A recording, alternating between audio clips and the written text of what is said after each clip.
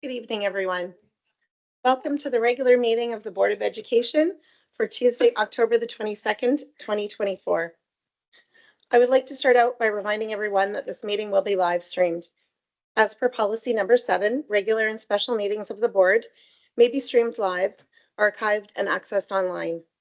The board reserves at its sole discretion via motion at any meeting the right to not stream live or archive a meeting or a portion of a meeting. Further, the board reserves the right to edit any recorded portion of a meeting. I would like to call to order the regular meeting of the Langley Board of Education at 7:00 p.m. and start out by first acknowledging that the Langley School District is located on the traditional, ancestral, and unceded territories of the Matsqui, Kwantlen, Katzie, and Semiahmoo First Nations. We gather here tonight in an understanding of the importance of Hyayistil, Skekiyis working together and Natsamat, Letsamat, uniting ourselves with one mind, one heart, to ensure that we support and inspire all learners to reach their full potential. I'd like to welcome everyone here this evening and start out by recognizing those that have joined us here this evening. On my far left, Trustee Fox, trying to remember everybody's name. And then next to Trustee Fox is Trustee Rye, Secretary Treasurer Brian Isley, myself, Candy Ashdown Chair, Superintendent Mel Gill. To Mel's right is Vice Chair Wilson, and then Trustee Dickinson, and then Trustee Ward. I would also like to welcome here this evening Deputy Superintendent Whitty Bradford, Assistant Superintendent Lisa Langsbury, Assistant Superintendent Marcello Moino, Assistant Secretary Treasurer Shind Chand, Communications Manager Joanne Abshire, Executive Assistant Judy Swanson, Technical Support Specialist 3 Paul Babau, Technical Support Specialist 3 Vincent Montefrio, District Principal Beth Kearney, District Principal Joanne Neva, QP 1260 Acting Vice President Marlene Dixon, LTA Vice President Nancy Peterson, and LPVPA Vice President Kathy Gracie.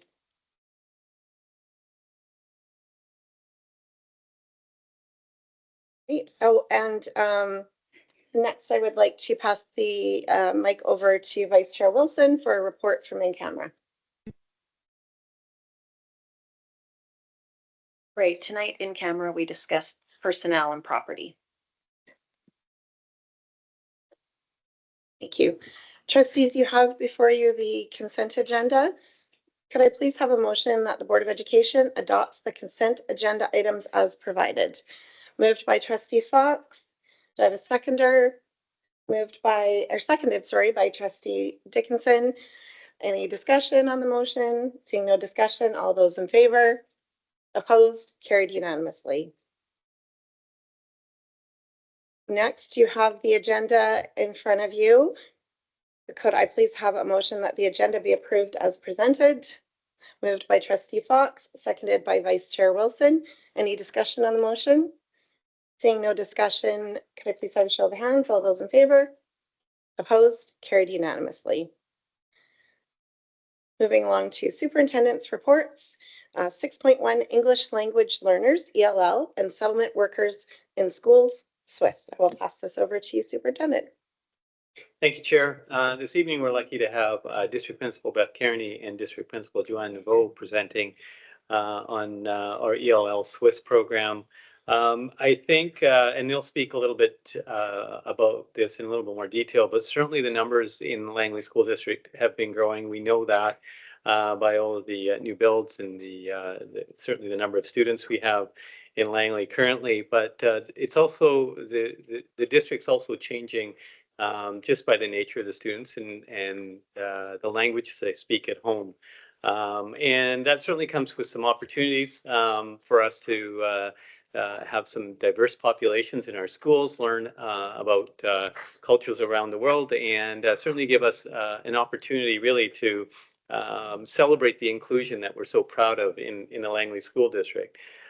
This evening, we get an opportunity really to focus in on the work that our Swiss workers in ELL team is doing to ensure that we have a fantastic transition for students and that we're focused in on learning and connections for those kids through some amazing staff. So we have our district principals, please come up.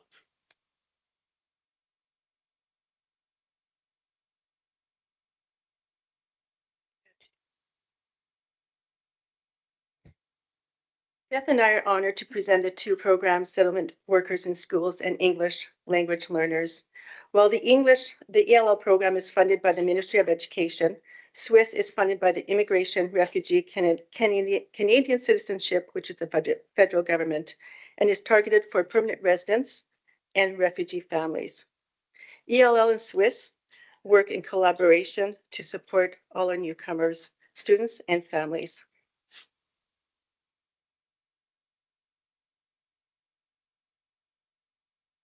Juan Sanchez Vilas is our Swiss teacher working at LSS, and here he will be describing the importance of the program. I think the program is really important and the role is really important. Without it, I feel like we have students that are isolated, that are not well integrated, families that don't feel supported. And ultimately, that's not only detrimental to the students and the families, but the community as a whole. So I feel like getting them integrated and supporting them is huge in seeing them be successful here in Canada and in our community.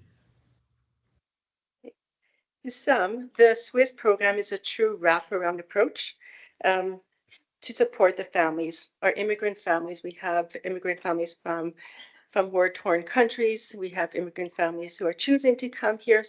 And they all have specific settlement needs. So our Swiss program is really to support, to wrap around and provide them the supports that they actually require. So the supports for one family may be looking very different for another family.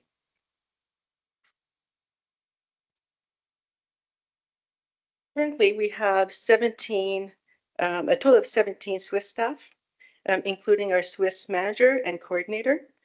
We have staff who focuses specifically on youth. So they support the youth in schools. And we currently have a new staff member who is focusing on employment support. We were finding that families, parents, and youth were requiring supports for employment. So employment support looks like just building resumes, practicing interviewing skills, and then also connecting them with the businesses in our local in Langley.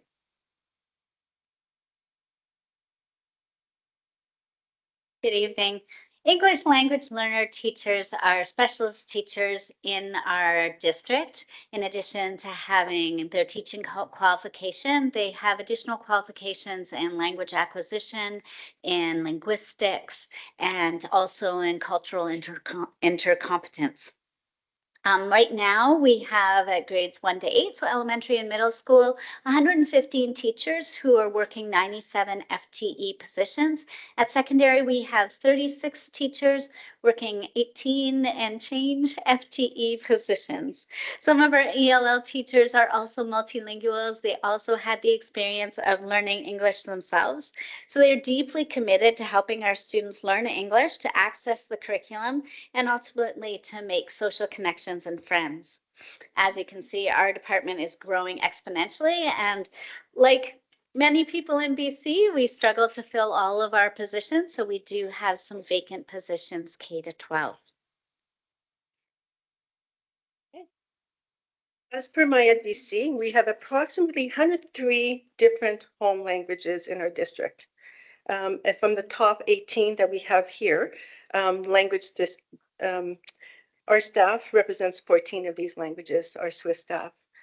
So we try to focus on as many languages as we can.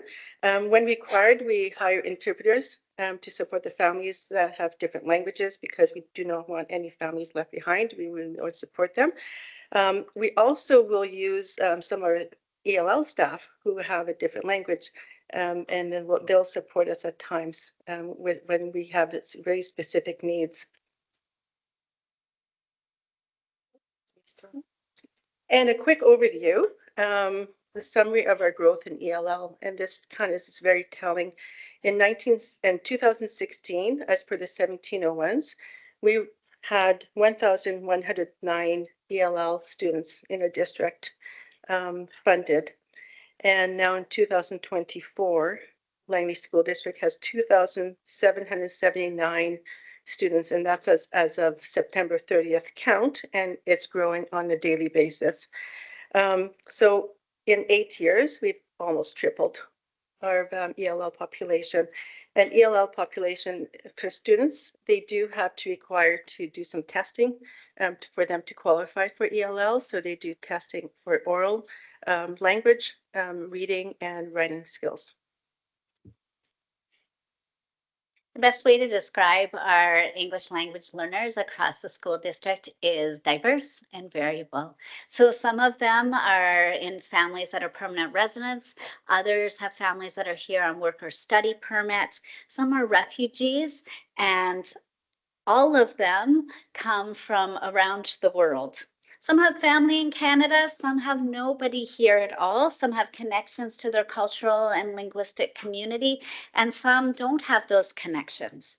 Some students arrive with additional learning needs, and some students arrive having had interrupted schooling or no schooling at all.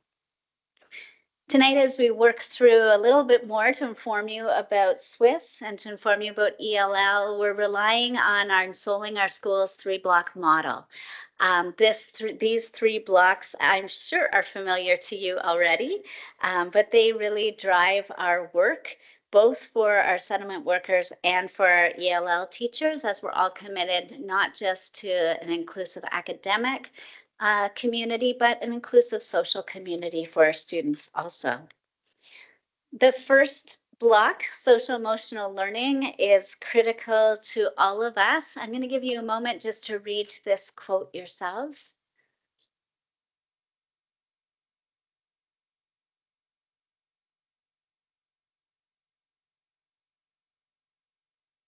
It's really important for our teachers and for our SWIS workers that they are doing more than language instruction, that they are working hard in the social emotional area for all of our students. We work really hard to welcome families from around the world to our schools. This is the Willoughby team on Meet the Teacher Night, our ELL teachers who met all of their families outside the school. They had made sure that they had every flag representing the nationalities in their school. And they really want to make sure that families feel welcome. This is what we see across our district, the commitment that students would have a sense of belonging and their families would feel welcomed. Our teachers work really hard to help students develop a sense of identity also. This is a bulletin board one of our ELL teachers made, and it shows numerous high achievers through history who are multilinguals, English language learners like them, and making space for them to be having their faces on the board as multilinguals also, highlighting that having several languages is really a gift and something to be proud of, along with developing pride in our own culture. Our ELL teachers are often the first point of contact for our students. Some come with not one word of English, and we really appreciate their commitment, first of all, to make students feel welcomed and support belonging. This is Adam Nolson. He is an ELL teacher at Nikomekel, where they welcome many newcomers, sharing about the work of care and compassion. My education, I did my master's in empathy and in theory of mind and understanding others, and the connections to academic achievement and how there's no compartmentalization anymore in education, and we educate the whole child. And in our and the first and only real most important thing that we can do is come with ears to listen to kids, and which without a compassionate heart is pretty hard to listen and care. So I think I've learned a lot of I learned a lot about compassion from the team. I know that the kids, with a variety of stories, many of which come from refugee situations or international conflict, they have a story that is just so overwhelming for them in their context to come here, and we being the first point of contact sometimes in an education system in Canada can be really overwhelming for those kids. So the only thing that matters is that we have a lot of compassion and care for them.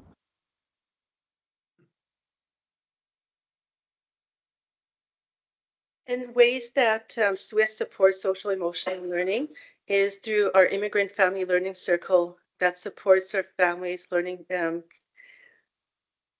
supports our families with series of sessions, it's mainly for our refugee parents. And this session focuses on the understanding of trauma, self-regulation skills, and parenting skills. We really wanted to have the parents focus on the parents in order to trickle to their children needs. So this program provides a variety of strategies to support the parents through their own trauma and then supporting the children. The second block is instructional practice, and our department is really passionate about great instruction for kids. We work hard to support teacher development. So these are our teachers receiving SIOP training. SIOP is a certification. It's a framework for teaching both content and language objectives, a 4-day course that we do ask all of our ELL teachers to complete as part of being part of Langley School District. And then they do refreshers about every 5 years. Helping our ELL students access the regular curriculum and be part of their classroom communities is really important. So I wanted to share with you a little bit about the middle school read aloud this year. Across our middle schools, all of our students are reading The Barren Grounds or having it read to them. It's a beautiful Indigenous story and a really important part of their learning in literacy this fall.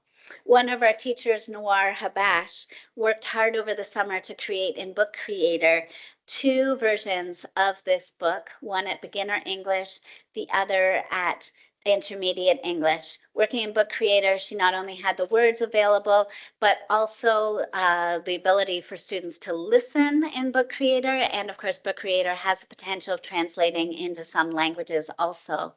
She had pre-reading activities to front load vocabulary. And then in the generosity of spirit that I think characterizes teachers in Langley, she shared it out to all of our middle schools so that our ELL teachers and our resource teachers could access this amazing resource.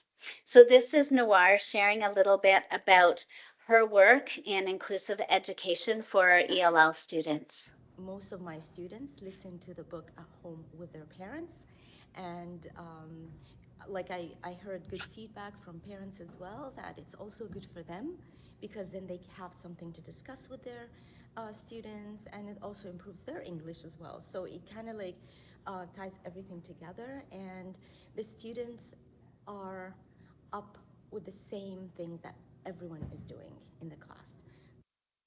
Through creating the scaffolds and learning activities, all of our ELL learners were able to participate in this beautiful read aloud with their classmates. It's an amazing book, and they learned not only English language, but they also learned all about Indigenous people. It had lots of words in Cree, so they also learned a little bit more about the value of language to our Indigenous people, respecting others, and intercultural competence. Noir made this beautiful bulletin board where she invited all the students at Yorkson Creek who spoke different languages just to add in their language around the Cree words. And this is her sharing about that.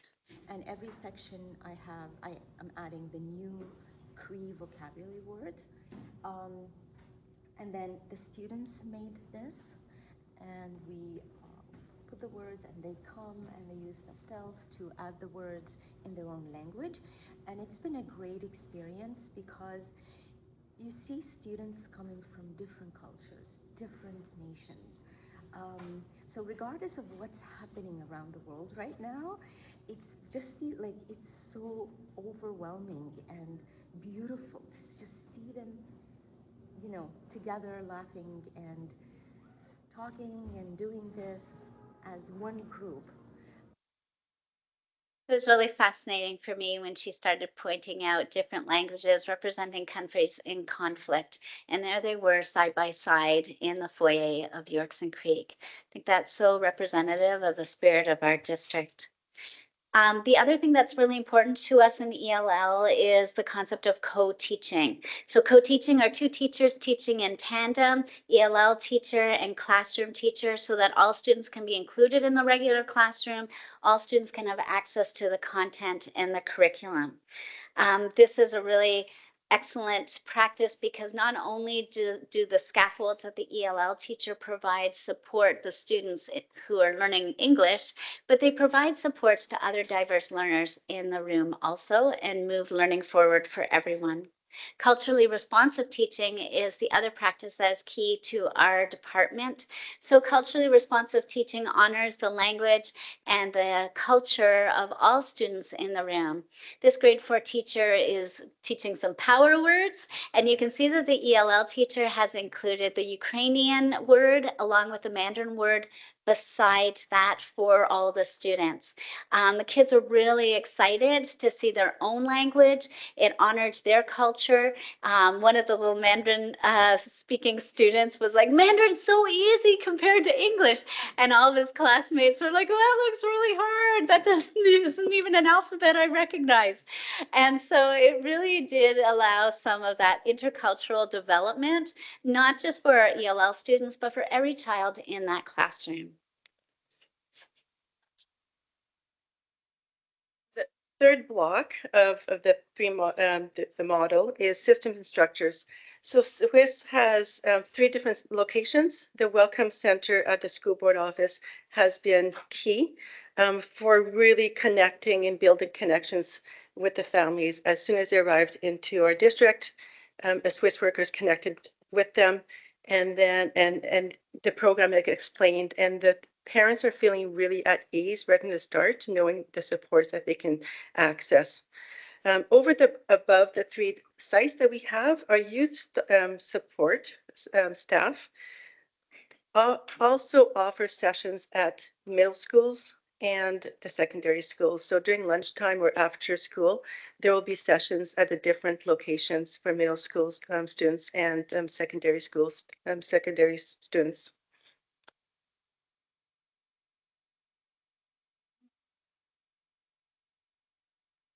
We provide ongoing programs, ongoing workshop for families. Here is listed as just a few. We also provide a lot of workshops on just understanding the education system. It's different from where they're coming from, and just to understand this is how it is, and this is how you can support the students, your children, and the connection, because often they have the fear of making the connections and being into the schools, and because of the language barriers. So connecting with the schools is really important, and a role that our SWIS work undertake. The other important thing is just meeting where the clients are at. So we have clients are Korean families and Mandarin families where the information is sent to them via email and newsletters. So just for instance, last month was Orange Shirt Day. So just explaining in their language, what is Orange Shirt Day? What's the importance of Orange Shirt Day and why do we have it? So and they value that because now they understand. Another part is in Douglas Park site, we will have sessions where it's drop-in session or workshops where we have the families really understanding the education system, or it's working side by side where we register for school cash online, or this is student inclusive conferences coming up. So let's talk about student inclusive conferences, and this is the importance of, and now let's register you for time. So that's the type of work we do at different locations. And Juan here is talking about a ELL transition class that is offered at LSS and that he teaches. So it's a class designed for students that are aging out of our system. So they're students that most often come from refugee backgrounds where they have interrupted education, maybe lower levels of English. And so coming here during high school, it's going to be tough for them to graduate. So the idea behind the class is to get them the skills that might benefit them in the future after high school. So we do a bit of a mix of careers related content. Um, so helping the students get to know themselves and the strengths. And then we also do work experience. So we go out to the community, volunteer, helping them build up a resume and build up experience to help them get work after. So it's a bit of a mix of life skills, work skills, careers, and we put that together into the course to again give the students some kind of agency and some motivation to do something good in their life. And I think that's the key. We just want them to feel good in our community and to feel good about their career path or their path. I'm really proud of what our ELL teachers and our Swiss workers are doing. And so I did spend the last week running around, making sure that you got to hear from them. Their stories are so impactful. I had a beautiful visit over at HT Stafford with their ELL team. And then I thought, oh, I need to go back and I need to videotape what they had to share. So I reached out to their outstanding principal, John Hankey, and said, I just want to come back in and I'd like to videotape your teachers telling some of these stories. And John Hankey, if you know him, said, video? And so he is amazing. And he said, I'll do the video. And so he created a masterpiece that we did ask him even to shorten down a little bit.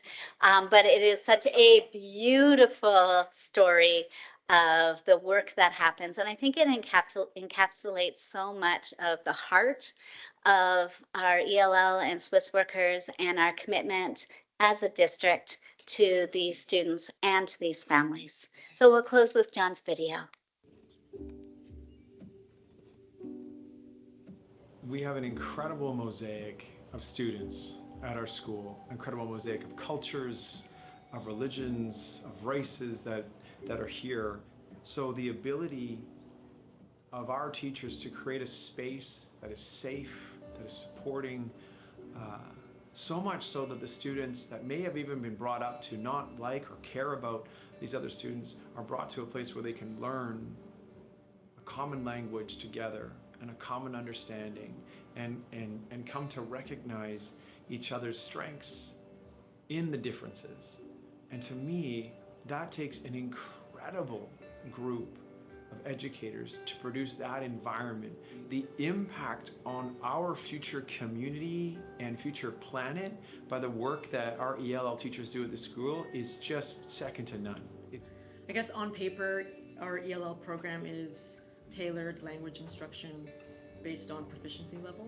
And by doing it that way, we really target our students' unique needs in speaking, reading, listening, and writing. I love ELL teaching. I think it's the best job ever because we get to work with such vulnerable kids in such vulnerable positions, and we get to work with refugee families who could use extra support in a time when they're in middle school and they're trying to figure themselves out and they have so much going on already.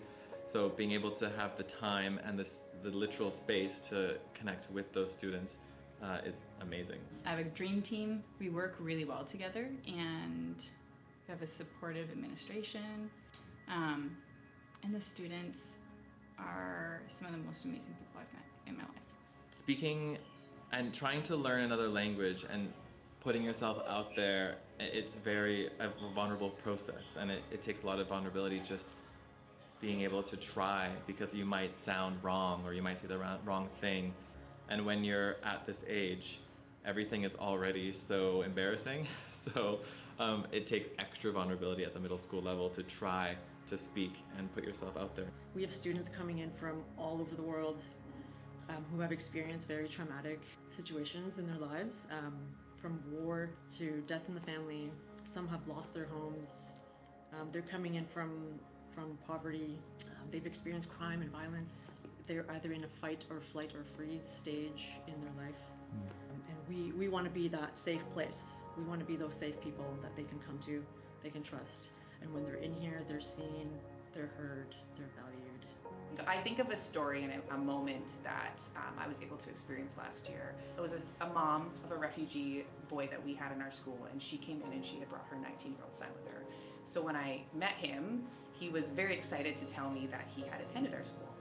And he had come halfway through grade 8. It was his first time in a Canadian school, and he didn't speak the language, and how difficult that transition was for him. I said, "Who are your teachers?" And he said to me, "I don't really remember, but I just remember my ELL teacher." And then at the end of the meeting, he asked me, "Is Miss Carranza still teaching here? Because I would like to say hi and thank you." And I often think about that because I think the conditions of belonging as well as connection that they create, which we often recognize, but then we don't often get to see the impact and the legacy piece. And in that moment, the impact that the team had on the student to the point in which they were able to come back, help translate English for his mother, but he went on and he graduated, and he was excited to tell Miss Granza that he had graduated and he had a job, and he really wanted to thank her for that time in his life that she helped him navigate. I had a student who experienced many horrific things. Her village was destroyed. In that raid, she lost her mother. I really tried to reach out to the student, but it was quite difficult because she had also developed selective mutism. But I did notice that she would always draw pictures. She was always drawing pictures of animals. We decided to take a small group to a farm where they have animals. As we were explaining the rules and guidelines of how to behave at the farm, I saw a little hand come up from behind the group, and it was the student who had a question. And her question was, "Can we hold the animals?" And we said, "Yes, you can hold the rabbits." And she just lit up, smile from ear to ear. And from that point on, the entire time we were at the farm, she would not stop talking. She was asking questions. She was telling stories about the pets that she used to have. And it was just an amazing moment to see, to connect with her through an experience that we had at the farm.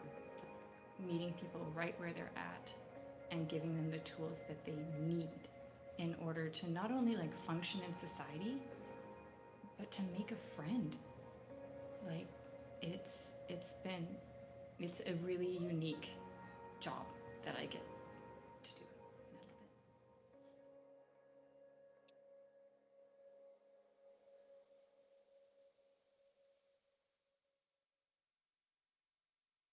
it. Thank you very much. Do trustees have any questions? Trustee Dickinson?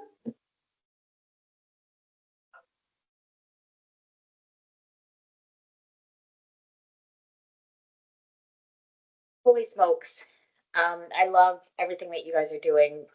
I was sitting here furiously writing down notes on some of the ideas that I'm going to take back and steal.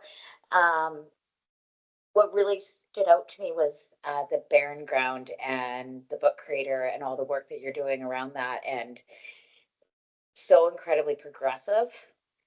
And I am like, my heart is so full right now, just knowing that that work is happening in our district. So thank you. Thank you. Trustee Fox? Yes, thank you for coming and sharing your story and the work you're doing. It's awesome. It's much appreciated. Actually, I do have a question, and it's actually not one that you probably can answer. It's probably directed at this gentleman too, to my right. We've seen an immense growth, and I think the graphs have shown that in the ELL and the need in the Swiss area and so on. I'm just wondering about funding. How do we get our funds for supporting that when we know the trajectory is there significantly and it's not going away?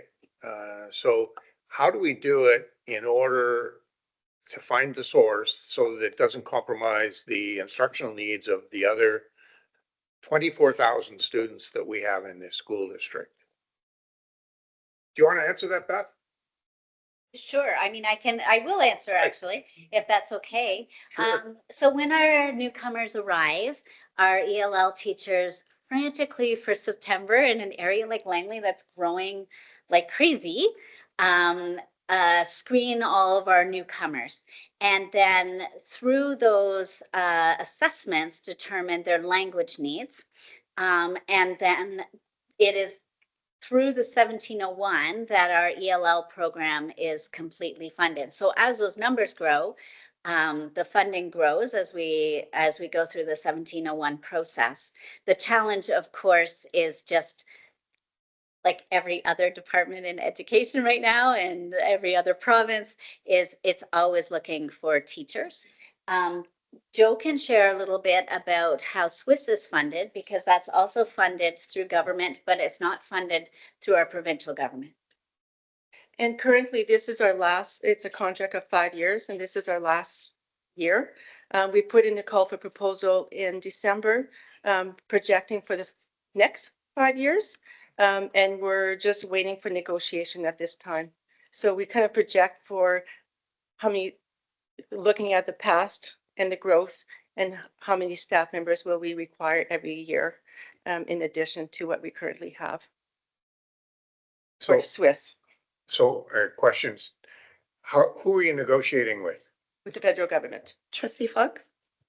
That's Secretary Treasurer is Oh, always okay. trying to cut in here. So Trustee Fox, for the Swiss program, it's funded and negotiated through the federal government. For the ELL, there's two funding sources, one being the one that Ms. Kearney mentioned of the 1701, which is our operating fund that covers off a portion of our ELL teachers. But we also have the Restored Language Fund, the Classroom Enhancement Fund, which we apply every year, which that submission will be going this week, with a huge number of ELL teachers and resource teachers in it. So those are all in separate category or separate silos, not affecting the regular instructional 1701 calculation.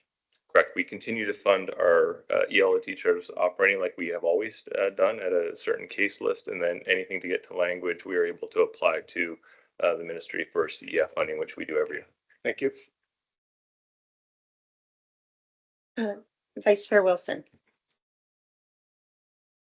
Yeah, great presentation, and love the Swiss Worker Program. I love that I get to sit on the committee with the ELL Consortium.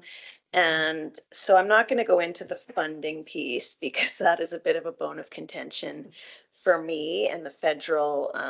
There's some loopholes that, anyways, we've discussed them in the past and made some motions, and hopefully we'll be making more motions just at the BCSTA level. But I do want to just talk about how important the Swiss worker is in the schools. Like, so many people don't even know that we have Swiss workers, and in some districts they're not, they're funded separately and they're not an employee of the school. And just how amazing it is that we have them in our schools. They connect with the whole family. Like, all of the things you said, just they can't be emphasized enough, the importance of that role when people are new here and needing to get set up and just really not knowing where to go or having the language to do it, and having the school be their hub and their child kind of be the connection, it's just really great. And so I just want to thank you all for the work you do.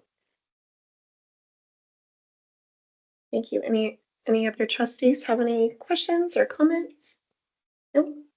Well, thank you so much for being here and for the incredible work you do. I too, it was very exciting to see, and a couple times I even got goosebumps watching the videos and hearing the stories. So thank you so much for all of your hard work.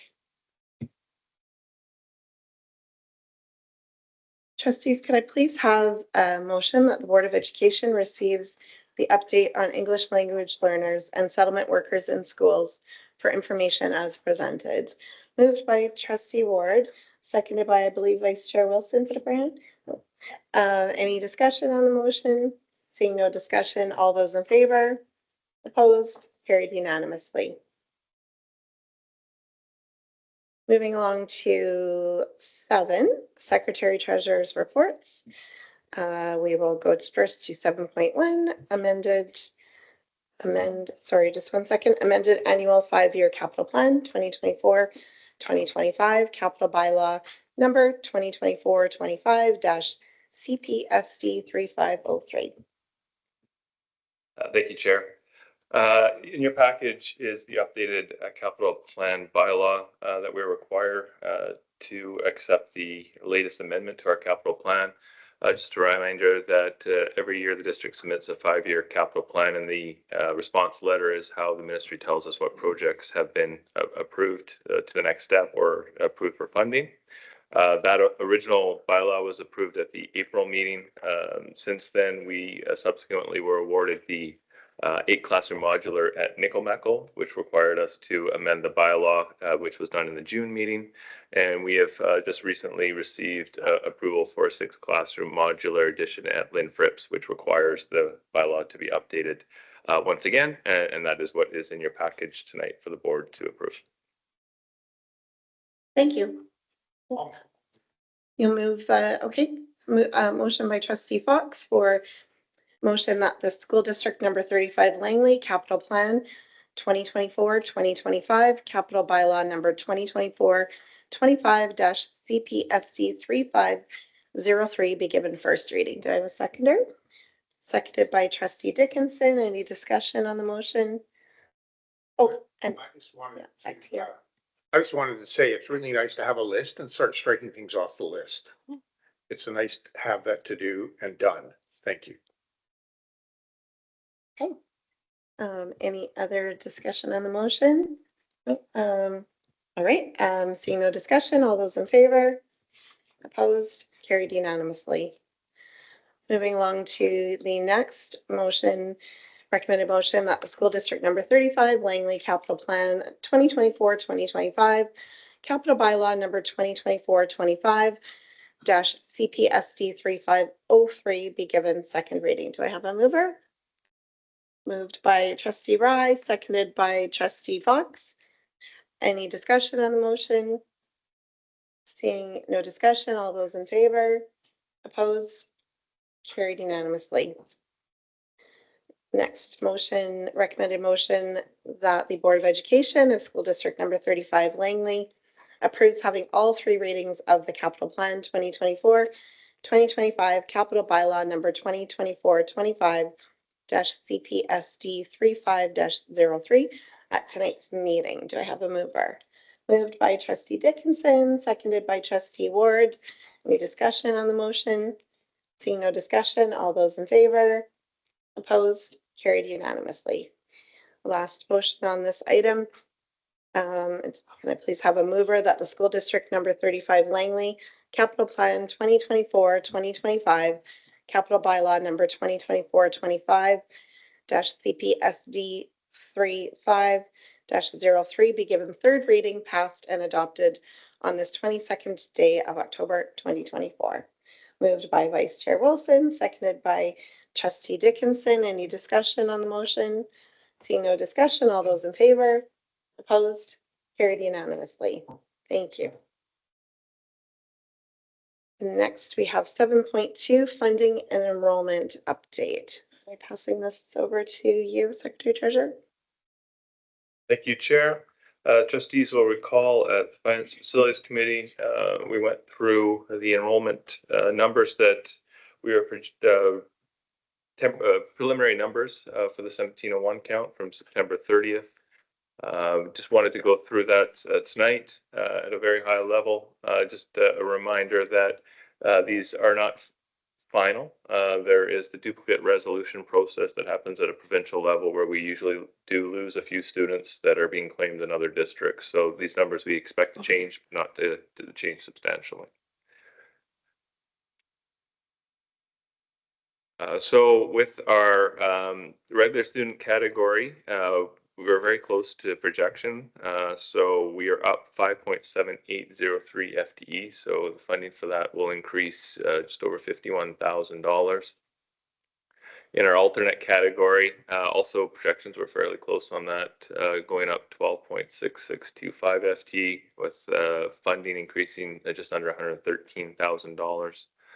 The biggest change, there was a slight decrease in our continuing ed and online learning with adult homeschooling and course challenges, there was about 8.6875 FT for just over $88,000. The inclusive education, if you look at the total numbers, were fairly good, but there was a significant move from level 3 category up to level 2, which did increase the funding. So level 1 increased by 1, level 2 by 56, but level 3 did go down by 42, which is additional funding of just under $888,000. Our ELL learners, which we just talked about tonight, continue to grow. There were 22 more students there, which is just $39,000 in additional funding. Our Indigenous students also were up 22 over projection for just under $39,000, and our summer session funding increased just over $87,000. So those numbers broken down, you can see where we were at last September at this point based on headcount and FTE. For school-age students, we are funded on FTE, so we're at 823 students up from last September. And then non-graduated 11.1875 and slightly down in adult. A total of 832.625, pushing our total head count of students to just over 25,700 students. So there's a lot more detail in your report that I won't necessarily go through tonight, and include an appendix that shows the number of students this year versus last year by catchment by school. Thank you. Do any trustees have any questions? No questions. Okay. All right. So could I please have a motion that the Board of Education receives or a mover, sorry, for the motion that the Board of Education receives the funding and enrollment update for information as presented. Moved by Trustee Fox, seconded by Trustee Wright. Any discussion on the motion? Seeing no discussion, all those in favor? Opposed? Carried unanimously. Thank you. Okay. And moving along to Policy Committee 8.1, there's a notice of motion coming from the Policy Committee on Policy 7, Board Operations. I'm going to pass this over to the Chair of the Policy Committee, Trustee Rye. Thank you, Chair Ashton. Tonight I am bringing this motion to the board for the Policy Committee for discussion this evening. I would like to move that the Board of Education serves notice of motion to the District's Education Committee and its education partner groups that it intends to adopt the revisions to Policy 7, Board Operations, at the December 10th, 2024 regular board meeting. Thank you. Do I have a seconder to the motion? Seconded by Trustee Fox. All right, I'm going to pass it back over to you, Trustee Wright, to explain the motion. Sure. Thank you. There are two changes on Policy 7 for trustees to consider this evening. I would like to ask trustees to consider these changes and serving notice of motion to the District's Education Community, or offering your feedback and referring Policy 7 back to the Policy Committee for further work and consideration. The two changes on policy are the addition of the ability for the board to hold meetings through electronic means, including the entire board or allowing a single trustee to log in virtually, and the removal of trustee comments. For the virtual piece, this item was added so that we have the option to call a virtual meeting of the board under extraordinary circumstances. Trustees are expected to attend when a trustee, trustees are expected to attend, but when a trustee or multiple trustees may be absent for extraordinary circumstances, this will ensure we have quorum in order to complete our business of the board. Trustee comments. There was significant discussion on this item at the Policy Committee meeting, including striking the comments or changing them to trustee reports. Ultimately, there were struck in this recommended motion. However, we would like to hear from the board this evening as to what your thoughts are. There has been concerns brought up over the years about trustee comments and how they don't pertain to board business and can provide a potential landscape for political use. Trustee comments do not provide benefit to the board's business for the meeting. Trustees already have an opportunity to discuss every agenda item throughout the board meeting as well as add agenda items if they wish at the beginning of the meeting. Although our committee has not found there is an issue with this board, trustee comments can potentially open up the board to liability if a trustee decides to speak about something not at all pertaining to the board's business that evening. As trustee comments are not particularly defined, a chair will have difficulty stopping them from speaking and ruling them out of order if they do go rogue, potentially opening up the board to unnecessary risk. The committee ultimately decided to remove trustee comments. However, the committee would like to know if the board agrees or would like us to take this back and work on this policy some more. One suggestion would be to look at possibly changing the format to trustee reports on business from the prior month. Thank you. Thank you, Trustee Wright. Do any trustees have any comments, feedback, questions? Vice Chair Wilson. Shocker. No, I'm just wondering what the process will be for this. Like, do we need to have a motion to separate so that we talk about each piece separately, or are we okay to just like go one by one the sections, or how do you? So I believe that we sort of discussed this because of course they're two quite different items, but I believe we just would like to maybe just have a discussion here, get some feedback on it, and then see if there's any significant changes that trustees are looking at it, either of them, and then we can sort of look at it from there if what we need to do, whether we need to refer it all back to the committee. We don't typically want to make ever policy changes on the fly. We want to be able to discuss them and have staff even look into if there's anything we want to change. So, so maybe just to have a discussion at first of trustees, if that's okay.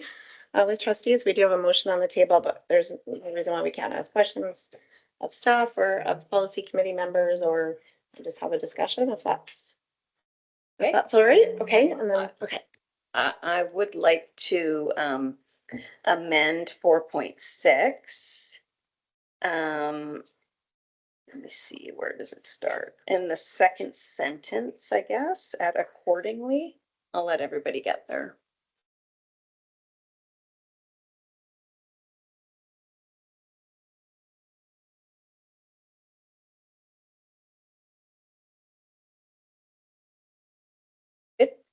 Okay, so I just for discussion's sake, would like it to say accordingly at the call of the chair or upon written request of a majority of trustees, a meeting may be held solely by electronic means, and continue on from there. And now I don't know if I'm making an amendment to a motion and then I'm speaking on the amendment, or we're just having a discussion. That's where I kind of was seeking clarity from the chair. Or so you do have the right to put forward a motion to amend. But so I guess that's up to you, but I sort of was thinking maybe we'd go around and see whatever anybody else, if they had any concerns, and if there's some major changes, then I would recommend referring this back to the policy committee, making a motion to refer, but that's up to the board ultimately, of course. Okay, well, can I speak on why I would like that change then? It feels odd to do it this way without it being a motion, but it's sort of an amendment You have the right to make a motion to amend as well. Whichever you prefer. So yeah, the reason that I put that there is I feel that sort of language, I guess, overall in general in contracts or policy is good if it is consistent throughout. And I noticed that if you turn to policy 7.2 under special meetings, we say special meetings of the board may be called by the chair or upon written request of a majority of trustees. And so I feel that for consistency, having that decision be made either by the chair or a majority of trustees keeps it consistent in language. But I also feel that there's times when a decision is made to hold an electronic meeting because the board has maybe heard about something in the public that may cause like a safety risk, or there are reasons that we as a board may decide to hold a meeting electronically instead of publicly. And I just feel like that warrants more of a board decision to go through the pros and cons. And so I would like to add the part about it being the chair or upon a written request of a majority of trustees. So that's my 2 bits on 4.6. So maybe we'll go around and see what trustees, if questions or comments, and then we can always come back to you if you wish to make an amendment. But, and or possibly refer this back if there's a lot of other changes, maybe. Okay, other trustees, trustee Fox. Point of order, Chair. Good. Put your mic on, please, trustee Fox. Just a point of order, if I could. So if I'm understanding correctly, we will have a discussion, give some input, and then I would be more than willing to make a motion to refer this back to the policy committee based upon the information as presented at this meeting for consideration of the policy committee to review and bring back. So can we work on that understanding? I guess that's my point. Thank you. I mean, that would be my recommendation if there's further changes in it, because we do want to be careful about making policy changes on the fly, because I know the secretary treasurer and staff worked really hard, especially on this virtual piece to, to try to look at other districts and include, and sometimes there's things that we may not think of within, the few minutes that we're discussing this. So I would recommend definitely sending it back and then having staff look at that as well as the policy committee, and then having further discussion if there's more work to do on it, would be my suggestion. So I'm prepared to make that motion upon the completion of discussion, if that's okay. Okay. Okay, thank you. Trustee Ward. Thank you. A lot of things were considered with respect to this. My first chance to be on the policy committee. I understand that language, it can be overly restrictive or overly broad, and trying to find that kind of that sweet spot. We do have language in here that we have to, be careful with. I mean, some of it at the discretion of the chair is one point, and then what constitutes extraordinary circumstances. So one thing, even if we don't get it precise, but we do the kind of the best we can, and we revert back, is obviously we're reviewing our policies annually. So this is something that we can kind of update in future. But I think this is a good shot at it. With respect to, can we address trustee comments at this point, or should I wait for? Okay, I'll leave it at that. So that's my only comments is precision here, where we're trying to figure out, okay, we have 2 times that we can do this, but we don't really overly define it. So what constitutes extraordinary circumstances? And then also to trustee Wilson's point about the chair, I do think those comments that you added for continuity make sense. Thank you, trustee Ward. Okay, trustee Dickinson. Okay, so I definitely agree with trustee Wilson in making sure that the language is consistent, and the idea of having it be a majority vote. I think that is a good change. I want to address formerly 4.41, now 4.74. Which is the chair of the meeting must be present in the meetings via the established meeting format. I just want some clarity on that one. Does that mean that the chair needs to be here present if it is a hybrid meeting? And if so, does that place an unfair or an unnecessary reason that she can't pass it off to the vice chair to chair, or have somebody else chair the meeting if she's going to be away? It seems like the balance of power there is kind of upset. So I wanted some clarification on that. Good questions. I'm going to pass this over to Secretary Treasurer Isley, who actually did the majority of the work on this. And thank you as well for doing that. So just to discuss possibly even 4.6, the concerns about that, if you have any feedback, and then also the question about 4.74. 4.6, the only concern I had was the statement by about the board voting on it, because the board can't vote outside of a meeting, so that would not be able to happen. The written request could happen, but a formal vote cannot happen because the board's not allowed to do that without a constituted meeting and without the secretary, treasurer, and the superintendent present. So that wouldn't work. For the one on the chair, the thought behind that was our platform right now for any virtual meetings is a Teams platform for the chair to host that virtually on their own if everyone else is present. Logistically, we didn't see how that would work very well. So put in there the statement that whoever's chairing the meeting would have to be present. If it was a meeting where it was a public meeting in person and somebody was out, they wouldn't be able to chair it from outside. It just logistically was too difficult to do with the Teams platform. If it was everybody on the Teams platform, then that can be done, as we have done that in the past. That was the thought there. For sure.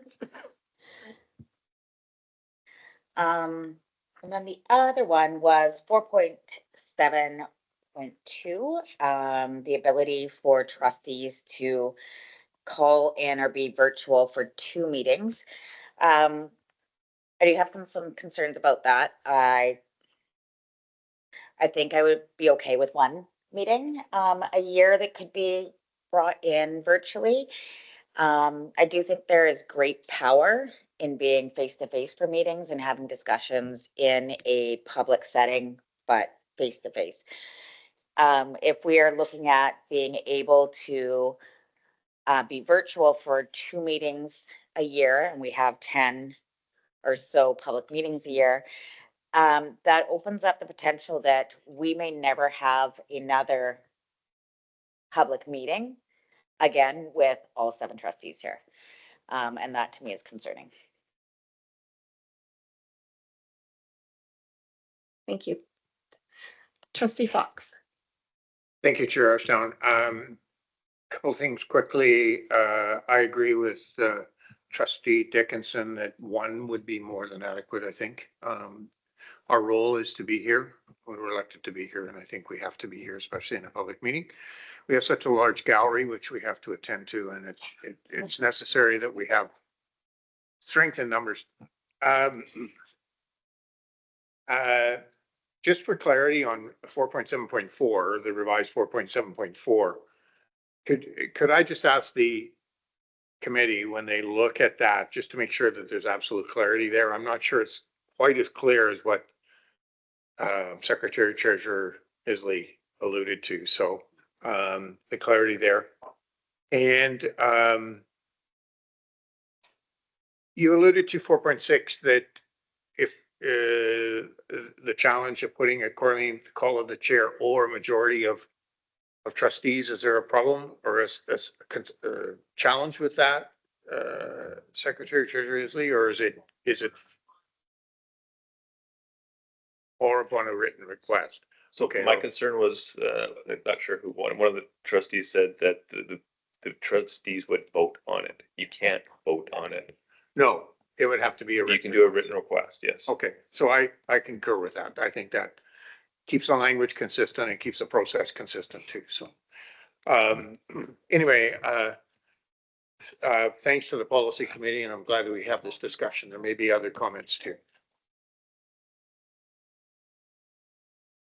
Thank you, Trustee Fox. Okay, Vice Chair Wilson. Sorry, I didn't know we were like going through the whole thing, or I would have said all my things at the beginning instead of just my one little first part. Yes, so, okay, in 4.7, it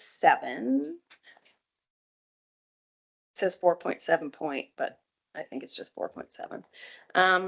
Yeah, I would like to strike the entire last sentence where it says such attendance shall only be permitted where trustees' participation is prevented by extraordinary circumstances and can be accommodated by staff.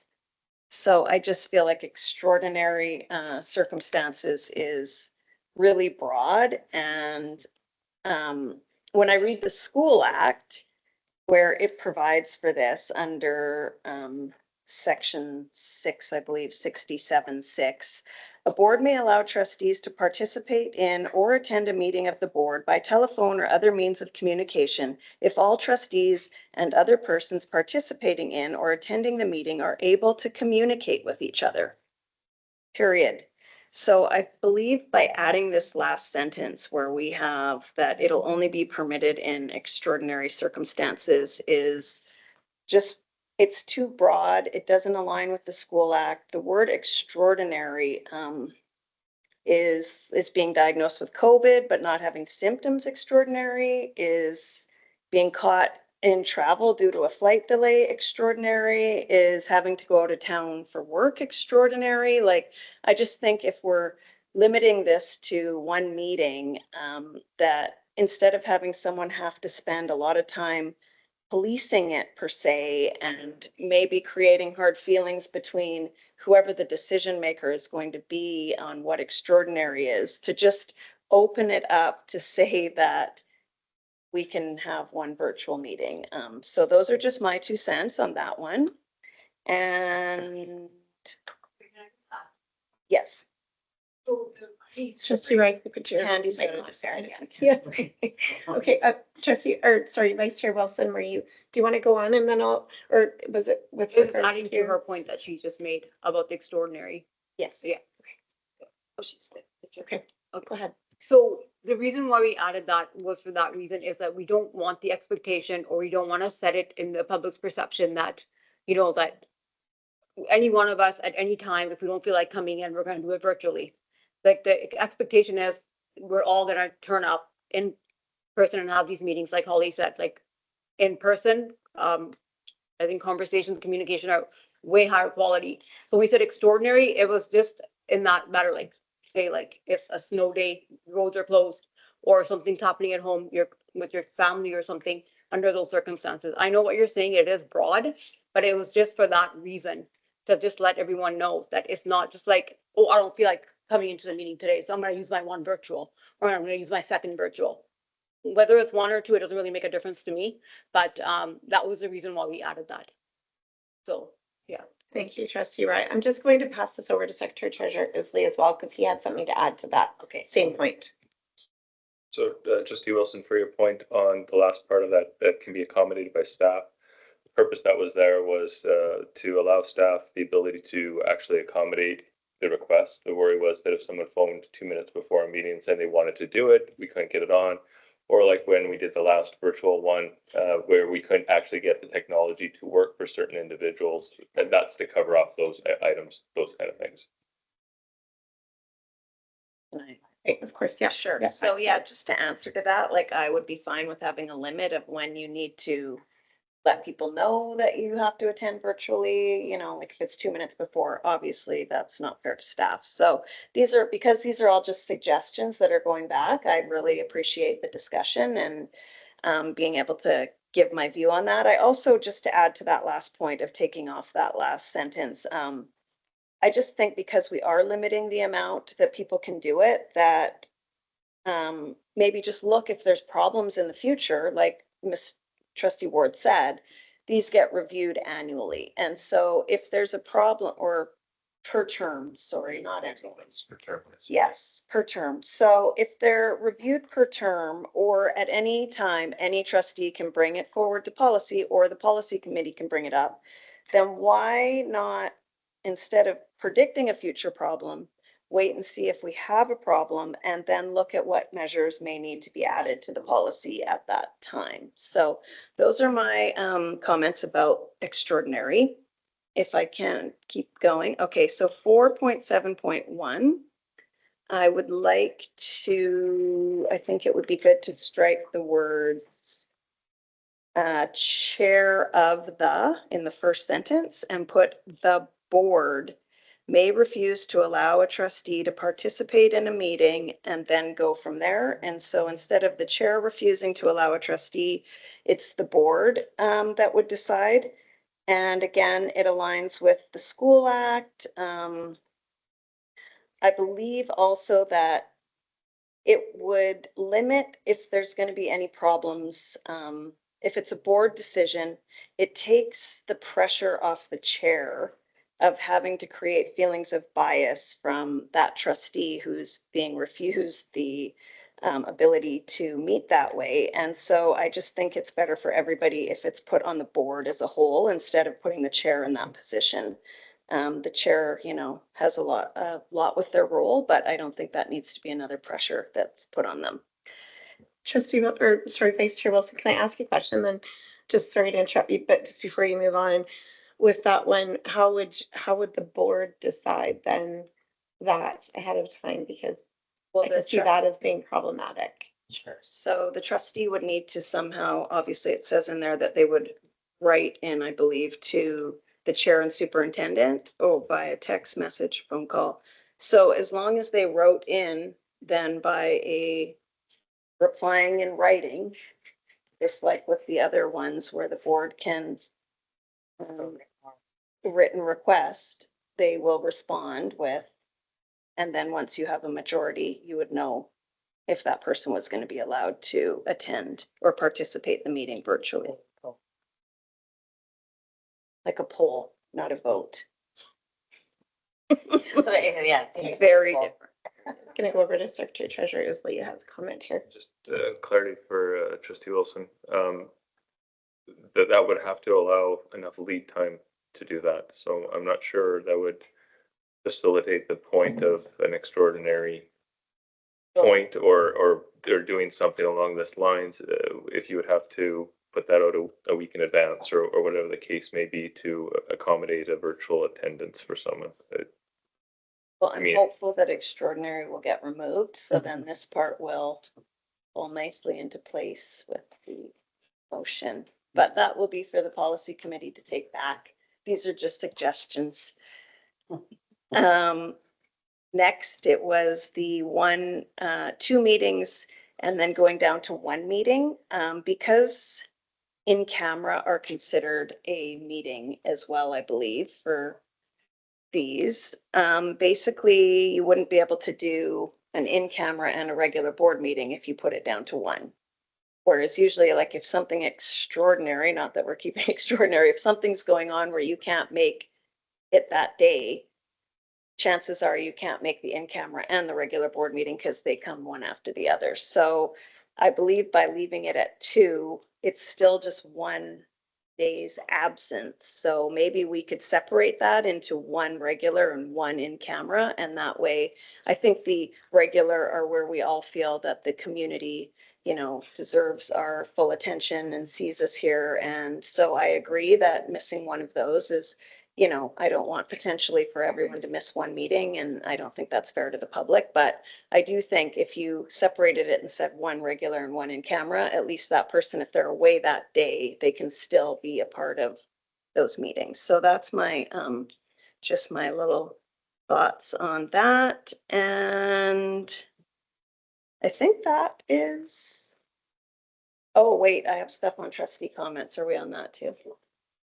Should we, is there more on, okay, let's come back to you, Vice Chair Wilson, if that's okay, and then we'll go over to Trustee Ward first on virtual.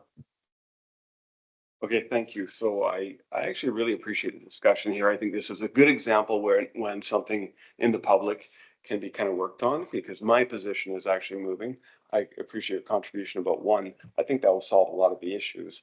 Doing 1, and instead of 1 regular and 1 in camera, 1 day's meetings or something along those lines, because I think your point is well taken. This is not probably, like, we're accountable to the public. If we're going to run a game, you've got to show up at meetings. Obviously they don't know if we're in camera meetings, they don't know whether we're attending or not, but we have our own accountability, and we're just trying to make it workable in the case of extraordinary circumstances. I like the idea of not having those words at all. It's I've had some conversations here on one-on-one, and it's kind of like the thing of sick days at work. We're talking about this, and you know, do you have to make an elaborate like it's true, but you're feeling sick, and you have to come up with an excuse that sounds good? Strike the whole thing, and if you're going to use your one card once per year, that's fine. If we can make it work, we can make it work. but I think that should be available. I think that's reasonable too, to your point. Seems too much. Likely a lot of us will never use it. So thank you. Okay, any other trustees have any comments, questions on virtual, or should we move on to trustee comments? Okay. Have trustee Fox make his motion to refer it back to the policy committee then? Oh, we don't need Is to it right yet to? because we're still discussing this, sorry, I can't talk, discussing Okay. policy 7. So we might as well just, because comments is also part of policy 7. So if that's okay with everyone, we'll just continue on having discussion and then, yeah, thanks. Sorry, No, it's all good. Well, sort of, we're discussing them as 2 separate parts, but it's a little complicated for sure with, yeah, okay. So, who would like to go first? Any? Okay, trustee Ward. Okay, thank you. This is something that we've mulled over for quite a bit. The previous board had a shot at this and looked to constrain it. I think it's something that, like, I'm right on the fence here, so I can't wait to hear some perspectives. But I think there is some utility to kind of support our partners. And it's kind of like the good of the board, you know, and the good of the district, and kind of wrapping up comments at the end of the night. I think it can be quite a valuable thing. At the same time, I understand the pushback that says it can be of a political nature. So I'm happy to be persuaded one way or the other on this issue. I don't think we should overly regulate it at the same time, but we should make sure that it pertains to board business. Thank you, trustee Ward. Any other trustees? Trustee Fox. Sat on council for 13, for 13 years. When there was a section that was reporting back on the business of being a trustee. For example, activities you may have attended. So it was more a report on the business of being a trustee as opposed to being taking a position on an issue or anything at that particular point in time. Maybe it's the naming of the context of the part of the agenda. It's trustee comments. Maybe we need to rename it something that reflects the work we do.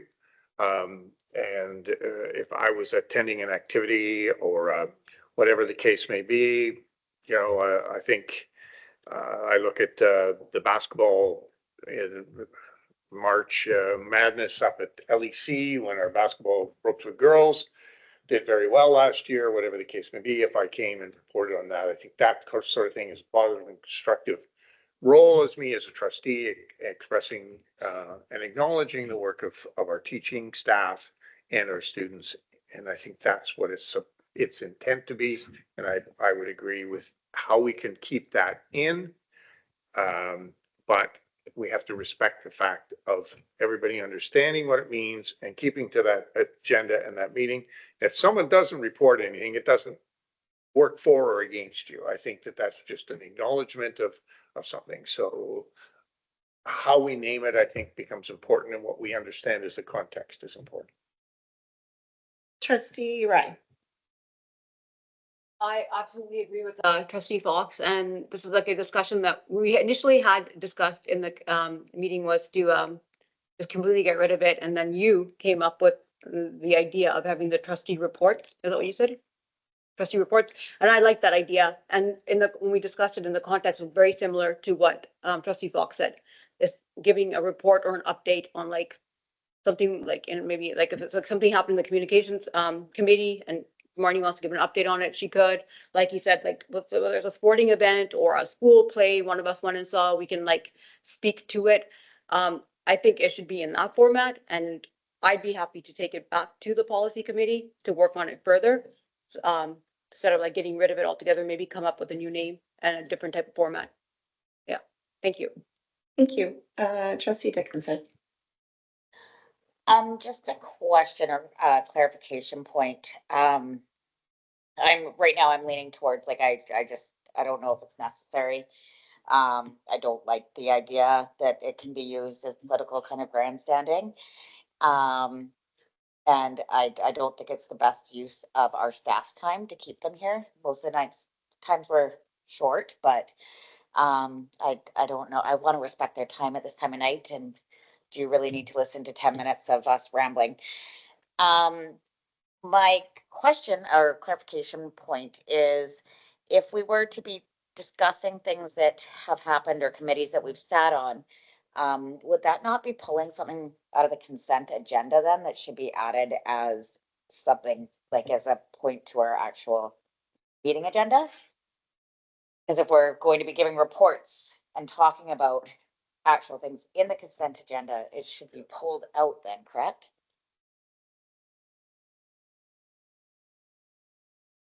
Let Secretary Treasurer Isley speak to this. Good question. Mr. Dixon is correct. Normal protocol is if a chair wants to speak to something that's, a chair of a committee, pardon me, that wants to speak on something that happened at a committee meeting, they would just ask to have that come out of consent. It would just be added to the agenda, and that's how we've handled that in the past. Okay, moving over to you, Vice Chair Wilson. Great. Yeah, I was a little bit surprised when I saw the motion to just eliminate it. I was just like, trustee comments have been here since the beginning of time.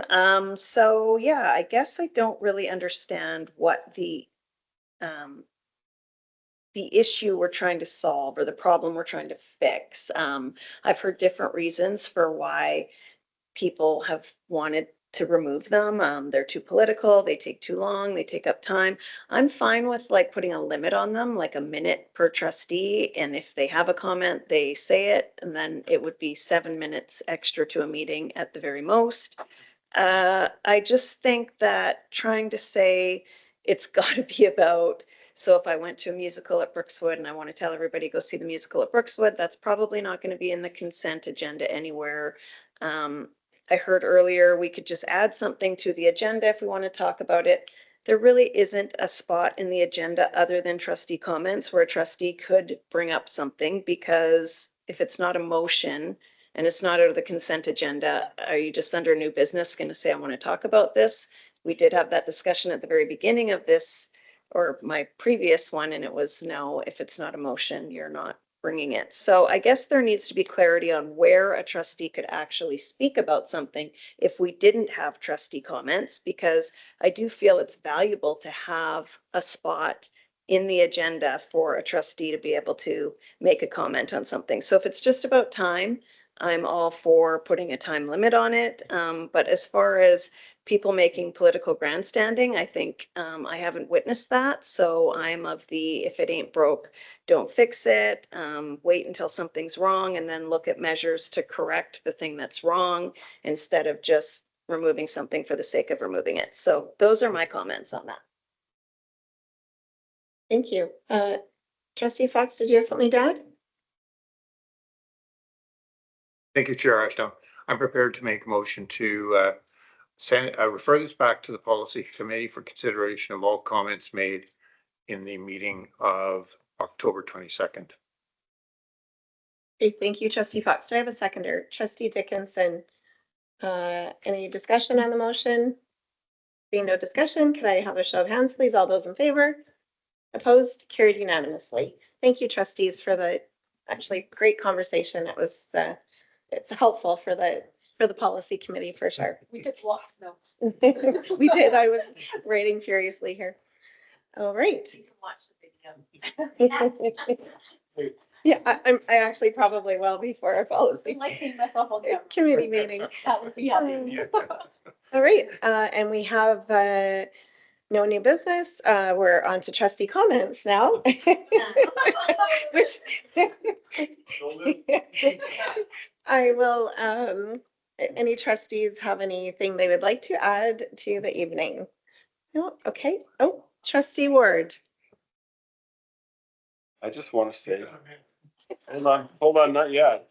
It hasn't been decided. No, I just think this is a good example of good discussion and why we should do things in public, and a lot of great ideas passed here. So I appreciate the wholesome discussion. And thank you to the myriads of people out there who are watching and hanging on to this meeting, and to all our partner groups. So thank you. That's all. Thank you, trustee Ward. Any other trustees have any comments? No. All right, we're moving along to question period. So forgive me as I go on here, and question period is provided at board meetings. The purpose is to ensure that those present in the audience have an opportunity to obtain clarification concerning business conducted during that meeting. Priority will be given to responding to one question per person before considering further questions from any individual. The following will help the public develop questions for question period at a board meeting that is keeping with the goal of a respectful and focused meeting. Questions, one, need to be directed to the chair and not to staff. They need to be related directly to the topic on the agenda, need to be succinct, focused, and not be a statement, may not be asked that are related to personnel or directed at an individual trustee, may not be asked that are related to contract negotiations, and the questioner shall provide their name so that it can be reflected in the minutes. All of the above are directions provided for in board policies. Number 7, board operations. The chair may answer, may defer to staff, or indicate a question may not be in keeping with the above guidelines. The board appreciates the public's interest and wants to ensure a professional meeting is conducted with question period focused on providing guests with the clarification they seek. Trustees also welcome questions from members of the public. Apart from question period, our contact information is available on the school district website. Do you have any questions from our large audience today? Okay, we do have one question. Okay. I don't see a big lineup, so it should be okay. Neil Turner. Great that this topic came up on the agenda in terms of questions. My first question is, why the change to the policies? We're always looking at our policies to see what works and what doesn't work. And every year we do, or every term, sorry, we do review our policies as a board. So this one is just up for review, and yeah, so that's why we have a policy committee to look over and make changes of things that may arise. And as times change, for example, virtual, we didn't used to be able to do virtual. We didn't actually even have that technology years ago. So this is something now that we're looking at adding, and yeah. Yeah, it was mentioned by a couple of the trustees about the audience and a smaller audience. And during the election campaign, there was a lot talked about trying to make these meetings more open and safe and more involved for the public. And I think I'm making a statement. I know you can cut me off, but policies like this will actually limit people from coming. And I think the trustee comments. So I do have to stop you though, because you are making a statement and not a question. So I will ask, do you believe that trustee comments help the public actually get to know the trustees a little bit better and connect with them in a better fashion? There's a question. I will say that trustees, I believe, I can speak for everyone here, that we do pick up our phones and answer our emails. So we're always open to the public. I don't believe any trustee here that I know of is not. So we're always available to the public. These are meetings to do business of the board. So trustees, I know a lot of us do have social media. I don't do a lot on social media myself, but answer our phone, email. We're always willing to have a coffee. So at least I know I am, and I know most of us here probably are as well. So I would answer that to your question. My last question is about accountability. And we talked about not having people attend meetings. Looking through the agendas and some of the meetings, particularly the committee meetings and some of those in the community. Is there a mechanism for accountability for people to attend? Because it looks like there's a number of meetings where people that are on those committees are not trustees that are on the committees are not attending those meetings. And it seems to be a little bit of an issue with attendance. Just from observation. Is there a mechanism in place? That's a good question. There is, with regards to regular board meetings, which would include our in-camera and special meetings. With regards to committee meetings, there's not that I know of, unless I'm going to pass this to Secretary Treasurer. Public meetings, the schedule is on the website. Public is welcome to attend committee meetings. Yeah, I'm referring to trustees not attending those meetings, not attending. And I believe that's what Secretary Treasurer, sorry, I can't speak, it's getting late clearly, means is that they're open to the public. And then also, as you've seen, I believe the accountability really is like yourself. You've looked and to see who's attending meetings, and It's public information. It's on our agendas every month. So public are welcome to go and look at who's attending the committee meetings. But do you mean as far as recourse from the Accountability board? amongst the board members for people not going to meetings. There's not as far as committee meetings, as far as I'm concerned, or as far as I know, but there is with regular board meetings, if there's 3 in a row, I believe, it's three in a row of regular board meetings, and which would include special and in camera, not committee meetings though, no. Thank you.